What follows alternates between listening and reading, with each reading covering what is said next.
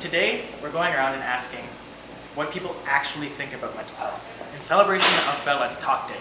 Instead of tweeting or just donating, we want to have a real conversation with the people around Velocity and Communitech.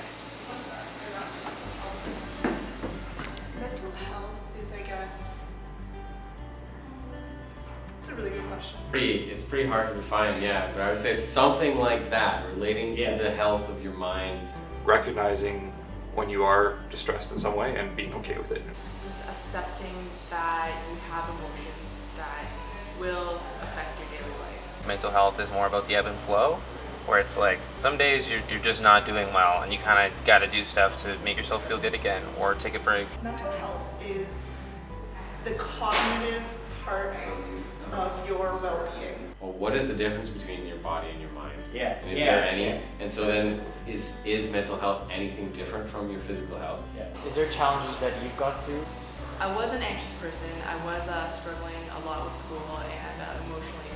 Kind of hit a wall where I was failing a lot of the courses I was doing. I've had my fair share of issues with anxiety and depression and stressed. I was super depressed because I was putting all my time into things I didn't care about. And I couldn't find the motivation to do what I wanted or what I needed to do. And I kind of was just a big hot topic mess.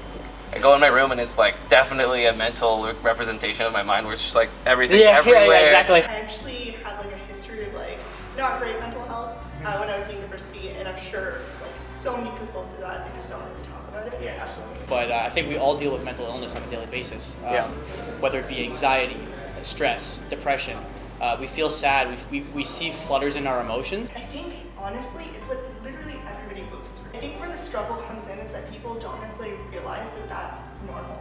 They think that that's something that there's something wrong with them, and the anxiety keeps building. One of my bigger issues was I had a lot of social anxiety. I used to spend a lot of time in front of a computer, and I had no idea how to communicate with people in real life, and it really bugged me, and it was really hard for me to just make new friends. When people came up to me, it was super nice, because I was like, thank you. Thanks for talking to me, jeez.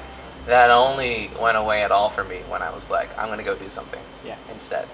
If you had one message about mental health to give to 40,000 people. Just do what you love. And it seems simple, but like, don't do things that are making you unhappy. a major turning point for me in being able to deal with those things was to be able to self-reflect.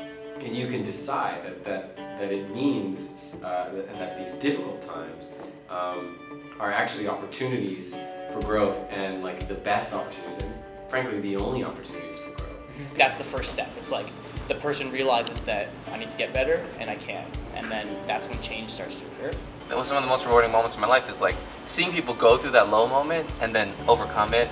University students, they're thrown into, now you're an adult, now handle like, you've learned everything you need to learn, handle adult situations with no prior experience. And it's tough. It's really hard. Okay, it's alright that you don't know everything. As long as you're like moving forward, that's enough. At your own pace. I think that's important. I think everyone has to realize that they have to do things at their own pace.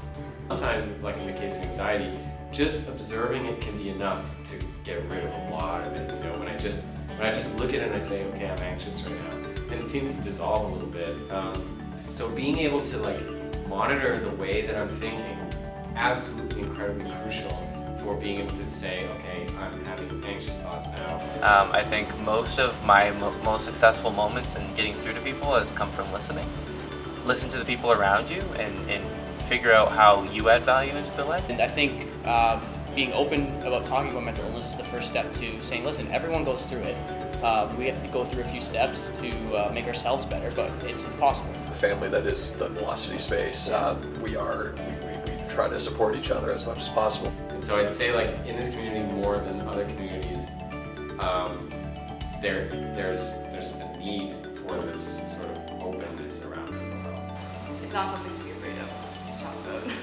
Until like the majority of people come out and express the struggles that they're going through, other people won't feel the confidence to do the same thing. And it's like this, you need to create a support network, you need to create a peer-to-peer communication network, and I think that's what you guys are striving to do, so sounds good. I'm hoping that this video inspires you to actually talk about mental health in your community. Go talk to your friend, a family member, someone you care about. It's an important topic and you don't know what people are going through. Kind of like don't want to be who you were in high school necessarily. You want to be like this adult and you want to be seen as like capable and all that stuff, but you don't feel capable like at all. You feel like you're just like thrown to the wolves.